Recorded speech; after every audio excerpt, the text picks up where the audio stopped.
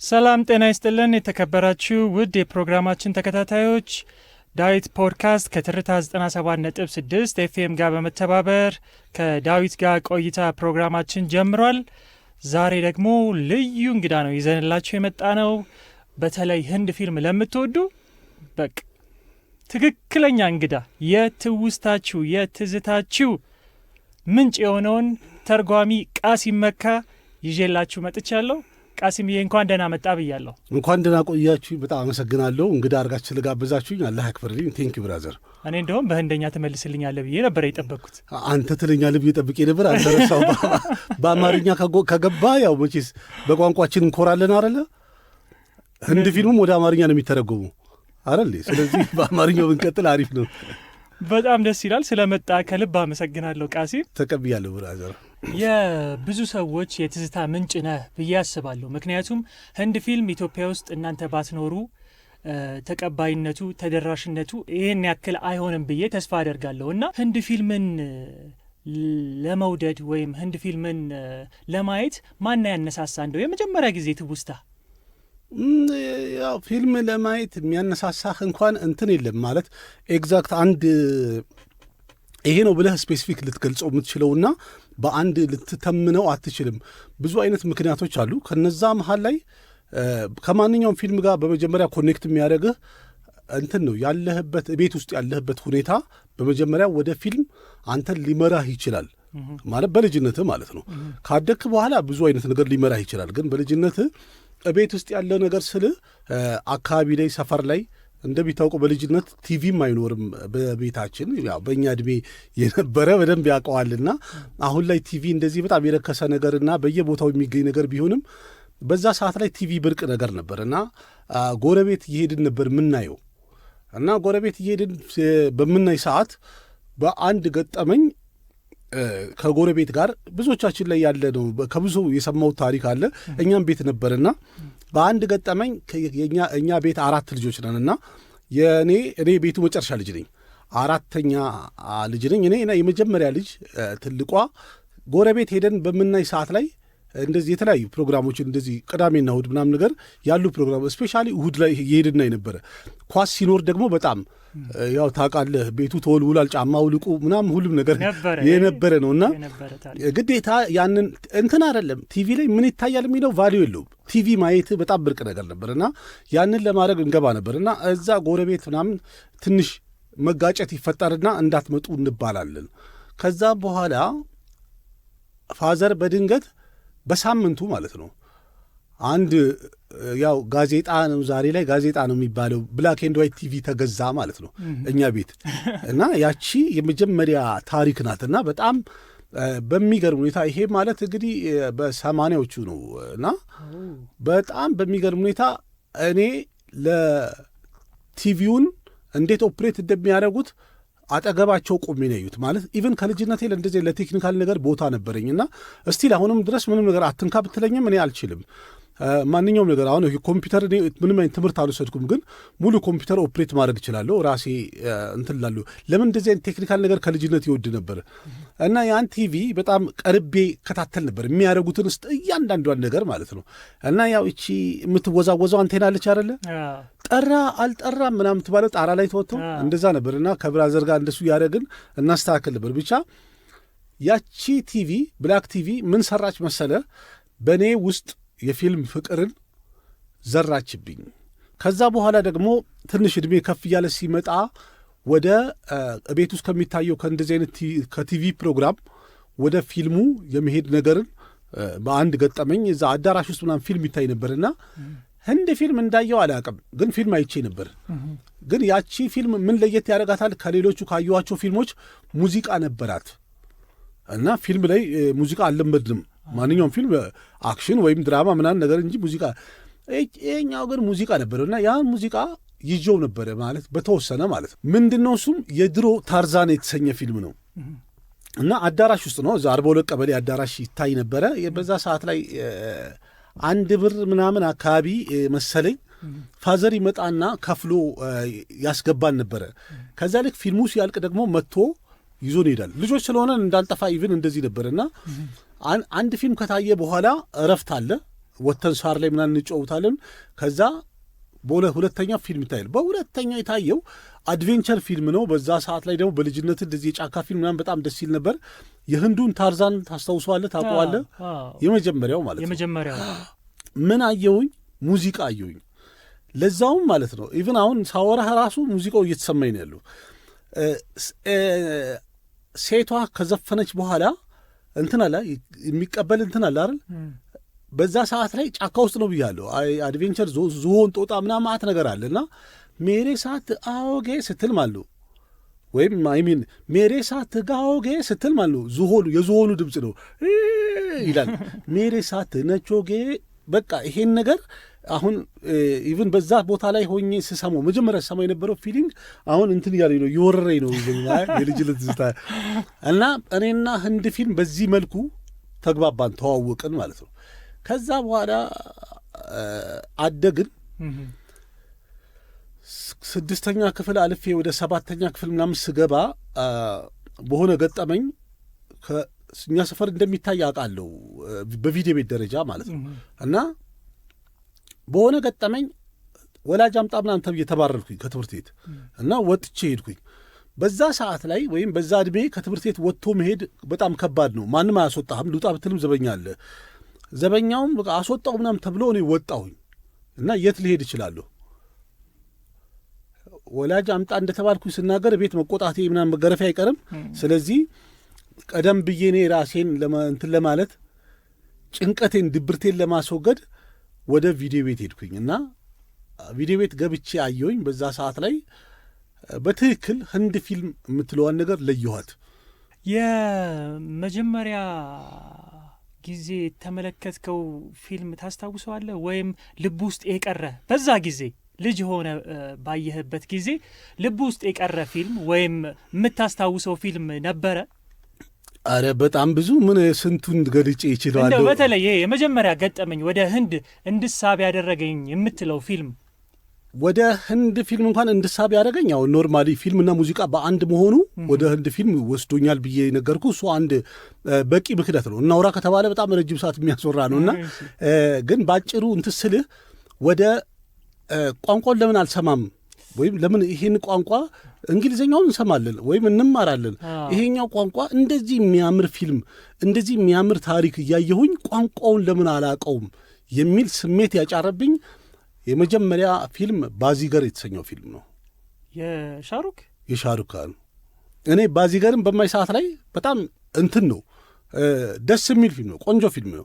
ግን ምንድን ነው የሆነ እንትን የቤተሰብ ታሪክ አለው ከልጅነቱ ነው የሚያሳየው እና ይሄ ኖርማሊ እኛ የምናየው አይነት ላይፍ ያሳየኝ እና ከፊልሙ ጋር ቦንድ ወይም ኮኔክሽን እንዲኖረኝ አድርጎኛል።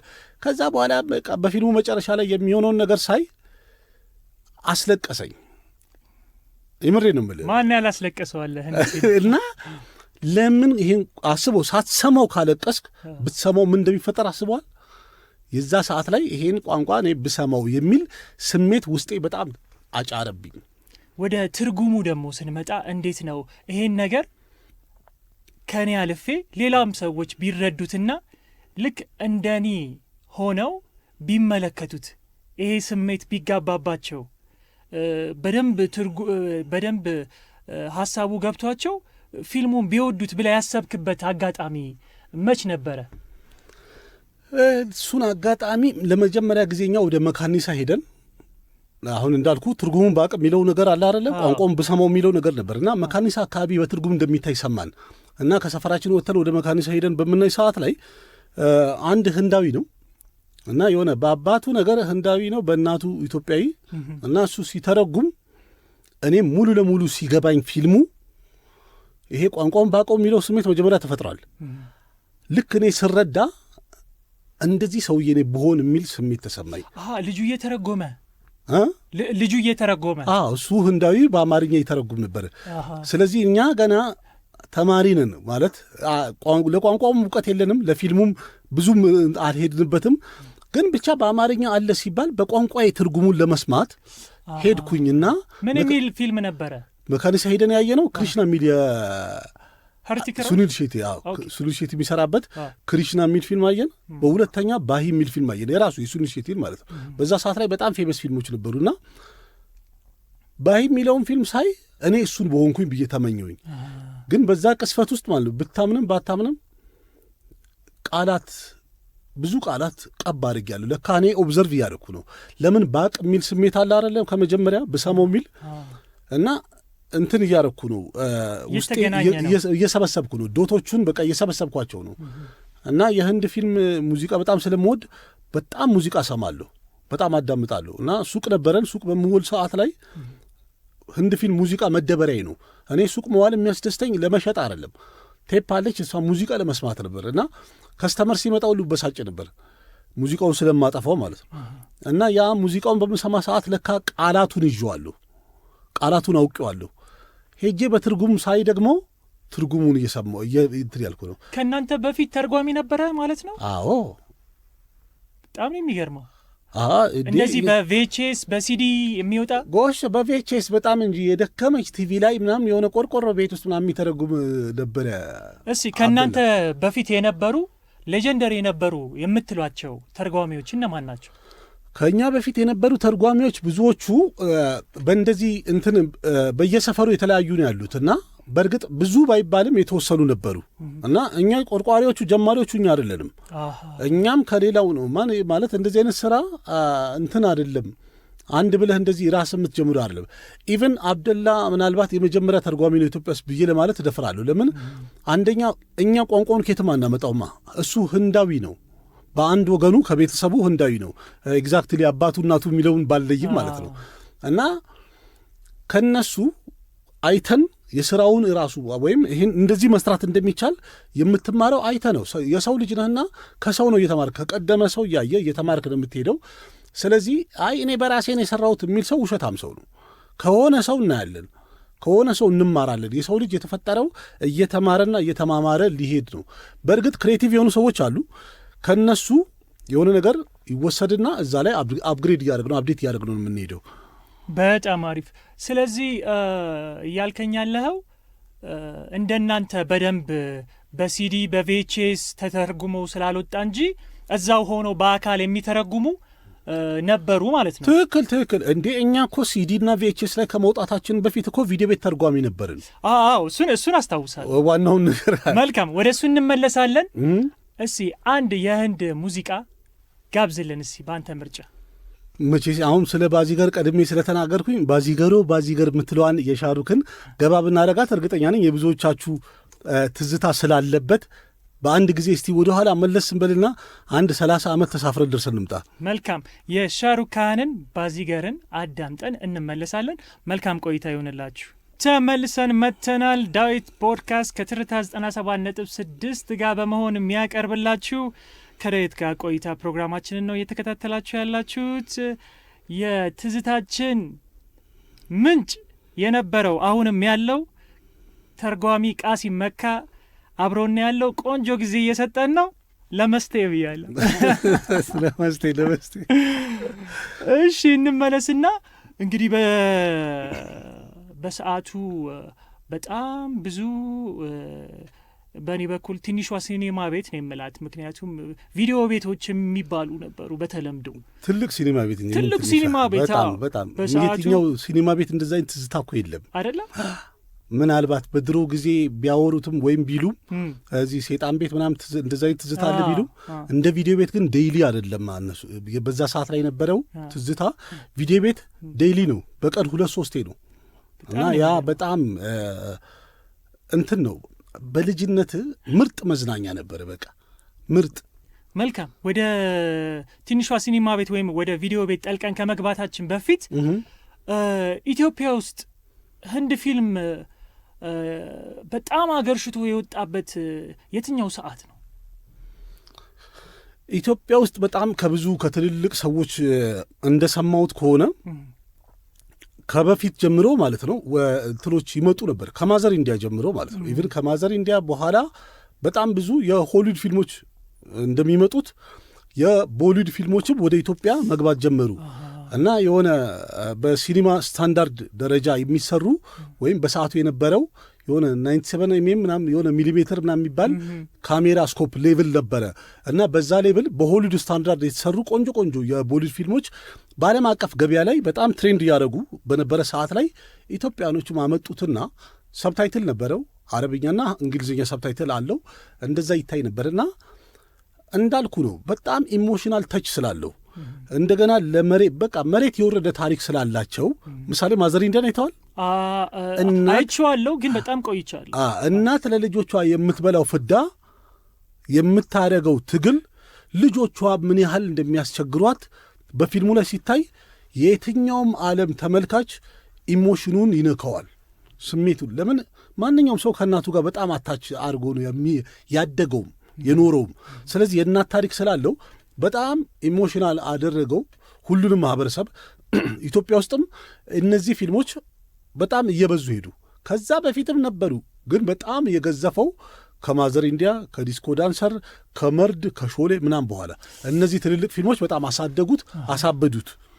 ማርኬቱን በቃ ቀየሩት። በጣም ቀየሩት። በቃ የህንድ ፊልም የሚለው ዲማንድ በዛ ነው የጀመረው። ቪዲዮ ቤቶች ወይም ትንሿ ሲኒማ ቤቶች በየሰፈሩ ቪዲዮ ቤት የሌለበት ቦታ የለም። ሁሉም ቦታ ሁሉም መዝናናት ይፈልጋል በረፍት ቀኑ። እና ስለ በእኛም አካባቢ ቪዲዮ ቤት ነበረ እና እንደውም ምን ያስታውሳለሁ ልጅ ሆነን ከፍለን መግባት ስለማንችል ወይ ከቤት ከተሰጠን ሳንቲም አስታውሳለሁ በስሙኒ ሳንቲም 2 ፊልም ታያለ። ትክክል። እና የ4 ሰዓት አለ፣ የ6 ሰዓት አለ፣ ቅዳሜና እሁድ ደግሞ ከሆነ ደግሞ የ8 ሰዓት አለ። ከዛ በኋላ ደግሞ የማታ ደግሞ አለ እና በየመሃሉ ሙዚቃዎች ምናምን ይሄዳሉ። በ25 ሳንቲም በ50 ሳንቲም ምናምን እንደዚህ 2 ፊልም ምናምን ታይ ነበር እና በጣም የሚገርም ጊዜ ነበረ ልልፈልጌ ነው። እና ስለ ቪዲዮ 50 ሳንቲሙ ራሱ ኬት ይመጣ ነበረ። በጣም ከባድ እኮ ነው። ከባድ ነበር በጣም በጊዜውም በጣም ከባድ ነበር። እና እንደውም ምን ያስታውሳለሁ ቪዲዮ ቤት ለመግባት ሳንቲም ከሌለን በጠዋት ተነስተን ሸንኮራ ይበላ ነበር በዛ በሰዓት በጣም እና ያን ሸንኮራ እናጸዳና ቀኑን ሙሉ ባለቤቱ ይፈቅድልናል ፊልም ገብተን ለማየት ማለት ነው። እና በጣም ደስ የሚል ጊዜ ነበረ የነበረው። እና በጣም ተርጓሚዎችም ከመርካቶ መጥተው እዛው ማታ የሚገርም ነገር ህንድ ፊልም ማታ ነው የሚታየው በልዩነት ቀንም አለ፣ ግን ማታም ደግሞ ቀን 6 ሰዓት ላይ ይታያል፣ እንደገና ደግሞ ወይ 7 ሰዓት ላይ ይታያል፣ እንደገና ደግሞ ማታ ተርጓሚው በአካል መጥቶ በቪኤችኤስ ከዛም ብሎ ደግሞ በሲዲ እዛው ቁጭ ብሎ ይተረጉማል። እና ሙዚቃዎች ላይም ሲደርስ ምንድን ያለው ምናምን እንለው ነበረ። እና እስቲ የቪዲዮ ቤቱን ትውስታዎች እስቲ ባጭሩ ንገረኝ። በተለይ እኔ የራሴ ቪዲዮ ቤት ነበረኝ። ከማየት ከመረዳት አልፎ ወደ ማስረዳት መጣሁኝ። ከማየት አልፎ ወደ ማሳየት መጣሁኝ።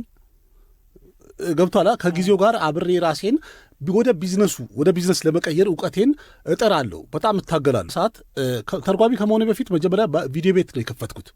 ቪዲዮ ቤት የራስህን ከፈትኩት። ክረምት ላይ ምን ልስራ ይባላል አይደለ? ጋራጅ ምናምን ነገር መግባት ምናምን አለ አይደለ? እና 2 ጊዜ ጋራጅ ገብቼ ሰርቻለሁ። እና በሳምንት ምናምን 10 ብር ምናምን ነው የሚሰጥ የቱታ ማጠቢያ ምናምን ተብሎ። ክረምት ላይ እኔ አልሰራም አልኩኝ። 3ኛ ክረምት ላይ አልገባም እና ምን ትሰራለህ ተባልኩኝ። እቤት ቲቪ ነበረ። እቺን ቲቪ ስጡኝና ቦርጫማ ዴክና ቲቪ ነበር ቤት። እቺን ቲቪ ስጠኝና እዚህ ልክፈትና ለምን እኔ መካኒሳ እየሄድኩ ነበር የማየው። ከመካኒሳ ቄራ ማምጣት ፈለግኩኝ። ህንድ ፊልም ይታያል እኛ ሰፈር ላይ፣ ግን በትርጉም አይታይም። አንድ ጓደኛዬ ስለሚችል እሱ ድፍረቱ ስላለው ና ቄራ ላይ ተርጉም አልኩት። እኔ ባለ ቪዲዮ ቤት ሆንኩኝ፣ እሱ ተርጓሚ ሆነ። ለአንድ ፊልም 10 ብር ከፍለዋለሁ። ተጀመረ ማለት ነው። በአንድ ክረምት ማለት ነው የቲቪና የዴኩን ዋጋ ለፋዘር ቆጠር የሰጠሁት። በዛ መሀል ተርጓሚ ቃ ሲመካ ተቀሰቀሰማ። ኢቨን ምናልባት የዛን ጊዜ የሻሩክ ፊልም ባይሆን ኖሮ ነው ተርጓሚ ባልሆንኩ ነበረ። ቪዲዮ ቤት ከመክፈቴ በፊት ከ10 ጊዜ በላይ አይቼዋለሁ። በትርጉም ደግሞ በጣም ማአት ጊዜ አይቼዋለሁ። ይህም ማለት ምን ቦታ ላይ ምን እንደሚያወራ ኢቨን ሸምድጄዋለሁ ባይምሮዬ ማለት ነው። ኢቨን መስማቱ ላይ አይጠበቅብኝም የሚባል ደረጃ ነው። በነገራችን ላይ ስቲል አሁንም እንደዚያ ይታቀማልኝና ተርጓሚው እንደሌለ ልናገር ገባው። ባለ ቪዲዮ ቤት ስለሆንክ መናገር ግዴታ ነው። ሰይድ ስለሌለ በቃ ያለ ትርጉም እዩት ብዬ ልል ነው የገባሁት። ከዛ ልክ እንደዛ ስል ሰው ከፍሏል። በትርጉም እየጠበቀ ነው። ፊልሙ ኮይላ ነው። እሁድ በጠዋት መስዋዕትነት ከፍሎ ብርዱን ችሎ መጥቶ ሊያይ ነው። ትርጉም የለም ስትለው ሊበሳጭ አይደለ? ሊመለስልኝ ራሱ ሊል ይችላል። አዎ መብታቸው ነው። ያሉት ነው የሚደረገው። እሺ ከዛ ከኋላ ደግሞ የሰፈር ጎረምሳዎች አሉ፣ ትልልቅ ልጆች አሉ። እንግዲህ በጣም ይቅርታ ዛሬ ትርጉም የለም ሰይድ ስላልመጣ ስል ማለት ነው አንተ ራስህ ተርጉሟ ተባልኩኝ ማለት ነው። እቺን ቃል ስሰማ እኔ ላበላብ ሆንኩኝ ማለት ነው። ከኋላ ትልልቆቹ እናንተ ተርጉሟ አብራችሁ አይደል የታዩ የነበረው ታሪካችሁን እኮ እናውቃለን ምናምን ብሎ ላበላብ ማለት እንደዚህ በድንገት ከየት እንደሚመጣ ማየት ዝናብ የዘነበብኝ ያህል ማለት ነው። ግን መለስ ብዬ ሳየው ትዝ ሲለኝ ኮይላ ነው እና ይሄ አያቅተኝም ደሞስ እኔ ከማን አንሳለሁ የሚል እልህ መጣብኝ። ለምን በዛ ፍጥነት ውስጥ ምን ሰምቻለሁ? ቀድሜ ልናገር ስገባ አንደኛ ንዴት ነበረ። ያ ጀለሴ ያ ጓደኛዬ እኔ ጋር ከ7 ብር ወደ 10 ብር አሳድጌለት አብሮኝ እንዲሰራ የምጣጣርለት ጓደኛዬ አልተስማማችሁም?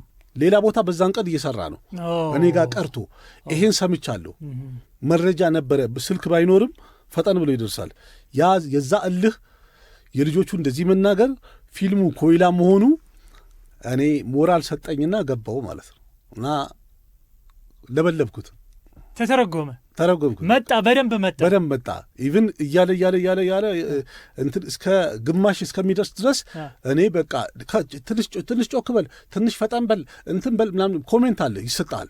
እሱን እያስተካከልኩኝ በቃ ከግማሽ በኋላ ምርጥ አድርጌ መስራት ጀምሬያለሁኝ። ዛሬ ላይ 200 ኮሜንት በጣም ደስ ይላል። በጣም 200 ሰው በአካል ሲያጨበጭብልስ የሚገርም ነው። በሰዓቱ ያቺን ነገር ፍለጋ እኔ ተርጓሚ ሆንኩኝ። ተንሃይ የምትል ሙዚቃ አለች። በጣም ብዙ ሰው ነው የሚወዳትና እሷን እንገባበዝና እንመለስ። በጣም ብዙ ሰው እንደሚያስታውሰውና እንደሚወደው እርግጠኛ ነኝ። ሸንከር ሜራ በፋዳር ኩቴ የሚለው መቼስ ማንም አይረሳው። ምን ማለት ነው? አንቴኔ ሸንከር አንቴኔ ታማኝ ውሻ ማለት ነው።